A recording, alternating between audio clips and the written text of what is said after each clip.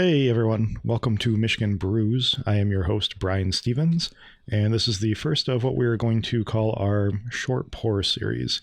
Essentially, we are looking to do shorter episodes on occasion where we focus on topics that maybe don't necessarily require a full hour or 2 hours or 4.5 hours worth of discussion. Usually single host, probably won't have a guest. If you like the format, let us know. This is going to be our first time doing something like this. I'll try to keep it short. I'll try to keep it not boring, but we'll see how it goes. So the topic of this first short pour episode is going to be at the beginning of my journey into becoming a BJCP judge. In more explicit terms, I want to talk about the online BJCP exam.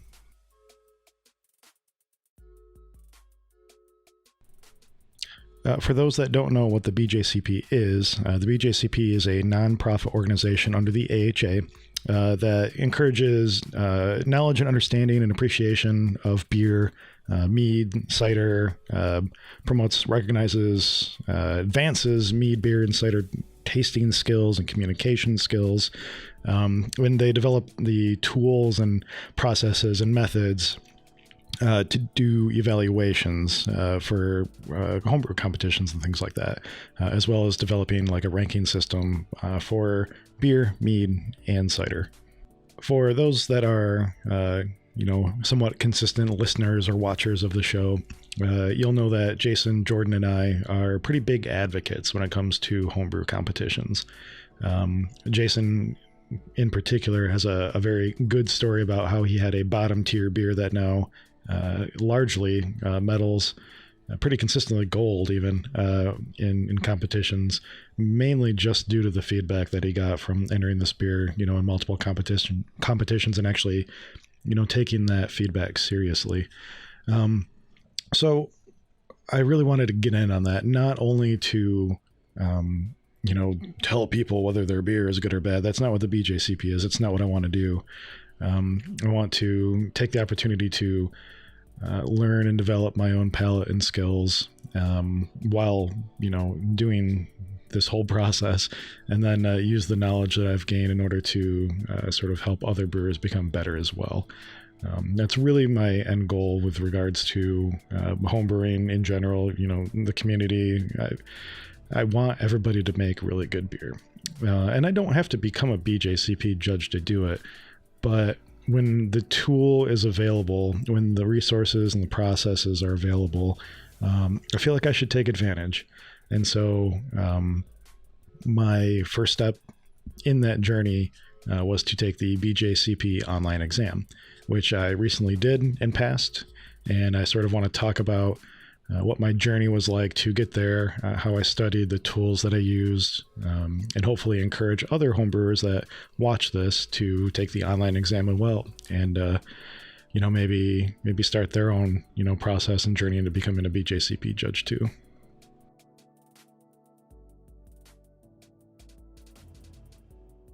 So the first thing that I want to do is take a look at the BJCP guidelines with you.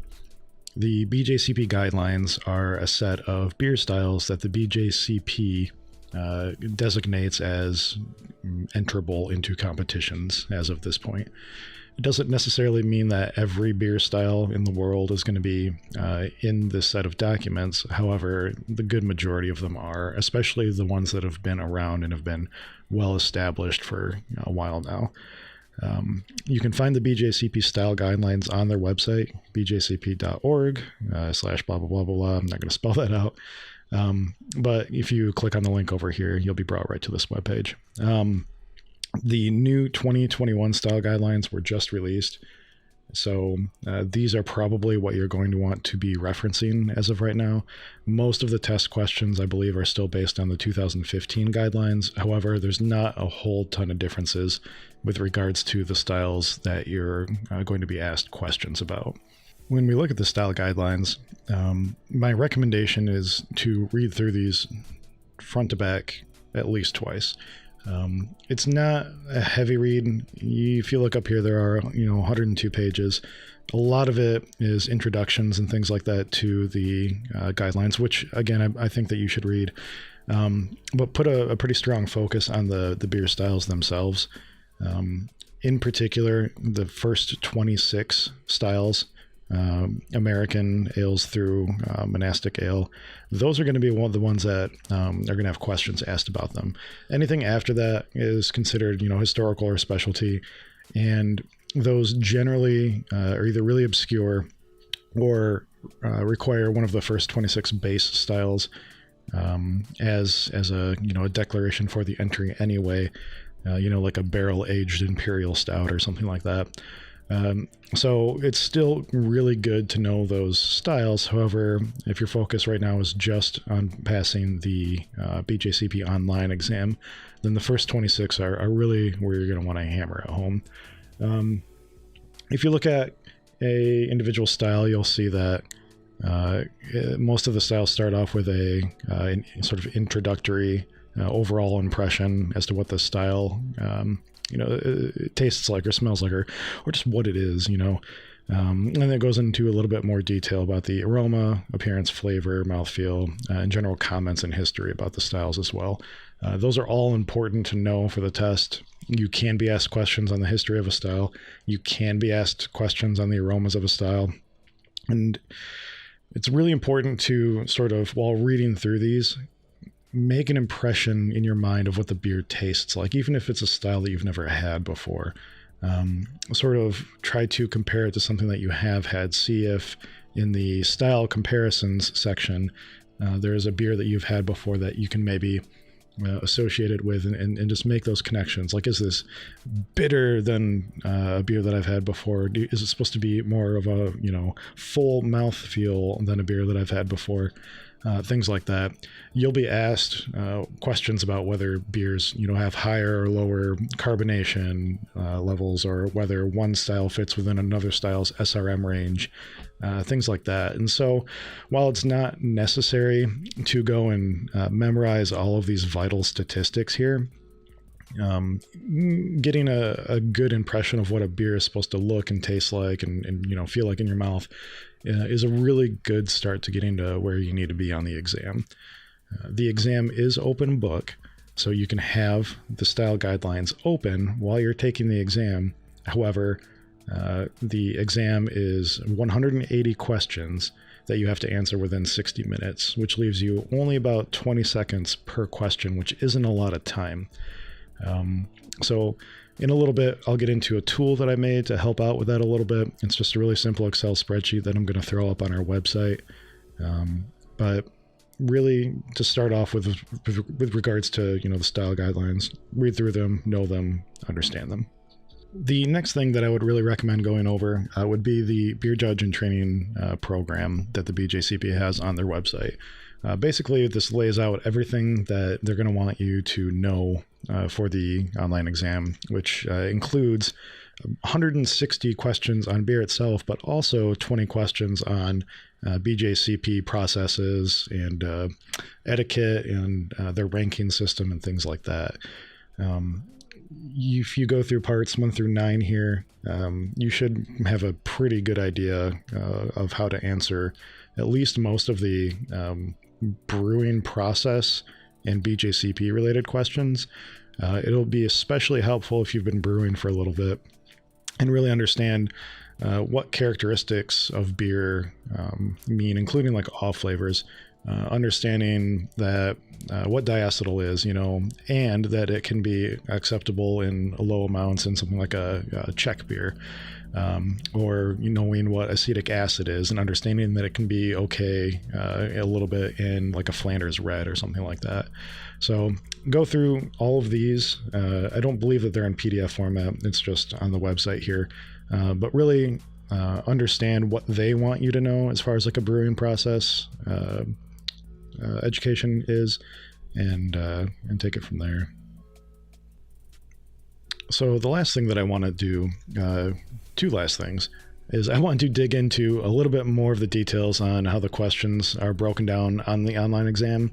And I want to get into the importance of tasting commercial beers for taking the online exam. So I went into how the questions worked a little bit earlier. I want to sort of break it down now into a little bit more detail. Like I said, that there's going to be 180 questions. You're going to have 60 minutes to answer all of those questions, and that leaves you 20 seconds per question. Not a whole lot of time if you need to go and look up an answer, which you can do because the online exam is open book. We'll hit on that again in just a second here.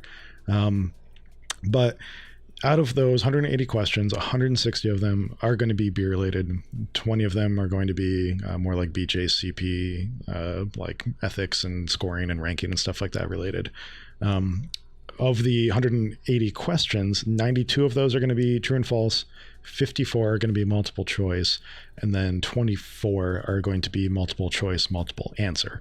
What that last one means is that you have checkboxes instead of radio buttons. You have to answer every single part of that question correctly, whether it be 2 answers or 3 answers, in order to get full credit for that question. If you get a single one wrong, you miss one, you check an extra one, you don't get credit for it. The nice thing is that the BJCP says in their judging exam guide that if you were just to wildly guess at all the true false questions and the multiple choice questions, that you should end up with, statistically on average, about a 43%. So that leaves a little bit of wiggle room. You don't need that much more knowledge then to hit the 64% that you need in order to pass the exam, which isn't a super high bar. I think that you probably have the knowledge to do it with a little bit of studying and a little bit of confidence and a nice, set of tools by your side. And that'll get back into the spreadsheet that I want to show you at the end here too, that we'll have up on our website. But 64% isn't super bad. You're not going to know at the end how you did. It's pass fail. You'll know whether you pass, which means you got that 64, or whether you failed. It would be nice to know, just how well you did and stuff, but hey, take what you can get. So understand that that's how the points break down. That's how the questions break down. The true false ones are generally pretty easy, but you'll still want to understand the styles. If a lot of questions go back to asking, if a certain malt is appropriate in a style, or if a certain off flavor is appropriate in a style. So just reading through the BJCP guidelines a couple times and understanding the beer, that's going to do you super good. And then going back to drinking commercial examples, we all have, little random bottle shops in our town. Hopefully you're lucky enough, like I am, that have, sort of obscure beer from time to time, maybe some stuff from Europe or Germany. You know what I mean? So like a random alt beer, or a random Czech pills that you can't find around here regularly, something like that, a Doppelbock that you've never had before. Buy the beer, sit down with the style guidelines, crack it open, smell it, taste it while reading through the guideline for the style. Try to create a flavor memory, for that beer. See what the style guidelines say that you can taste, and maybe see if you can taste stuff that the style guidelines don't have. Just try to create sort of again, a flavor memory for it. I know that sounds sort of weird, but if I think right now about what it would be like to drink an American Pale Ale, I can do it. Or Czech Pills, I can do it. Or Russian Imperial Stout, I can generally do it. I can taste the beers in my mouth right now, but there's a lot of styles that I can't. I couldn't tell you what, and this is probably getting a little bit off topic, but I couldn't tell you what Keller beer really tastes like. I haven't had that many. I actually really haven't had that many alt beers. So, just things like that. I know I keep going back to the same styles and stuff, but those are the ones that are very, on the top of my mind. You don't have to go by weird, obscure beer. You can totally, if you can find a great American examples, by all means do that.